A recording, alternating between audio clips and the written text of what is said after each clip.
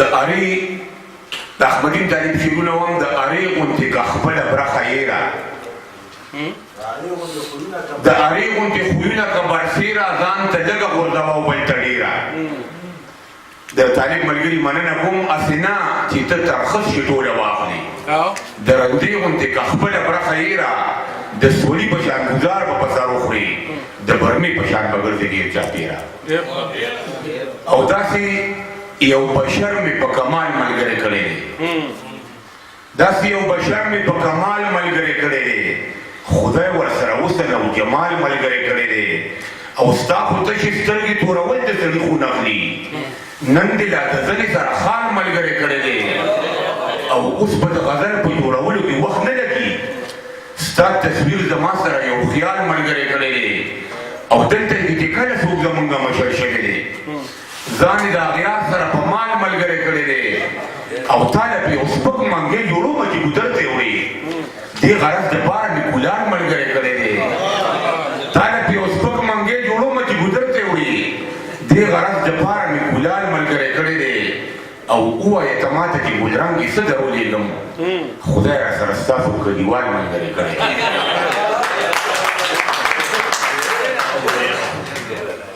او دوه شعرونه داسې وم وینم چې د خپل د لاسه خپل ټکاری وخوړې وینم چې د خپل د لاسه خپل ټکاری وخوړې هغلته کې ما او دلته دې بل ټکاری وخوړې او اوس زما ملګرو دا منم چې عقل راغی خو هله چې په یو موږي مې شل ټکاری وخوړې وینم چې د خپل د لاسه خپل ټکاری وخوړې هغلته کې ما او دلته دې بل ټکاری وخوړې او زما ملګرو دا منم چې عقل راغی خو هله چې په یو موږي مې شل ټکاری وخوړې او غزل وم وړوکي بار غزل مینه ثواب دی مینه ثواب دی ګواه کتاب دی ما سره کښېنه دا څه حساب دی هر سړی کور خوري دا یې جواب دی که څوک غریب دی که څوک نواب دی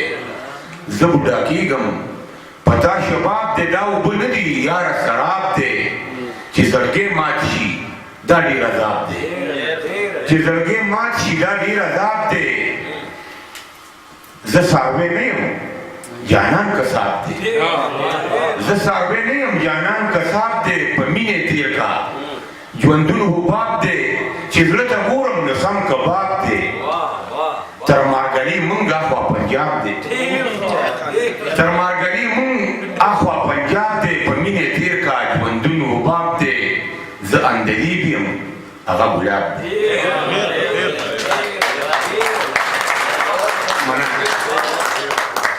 روما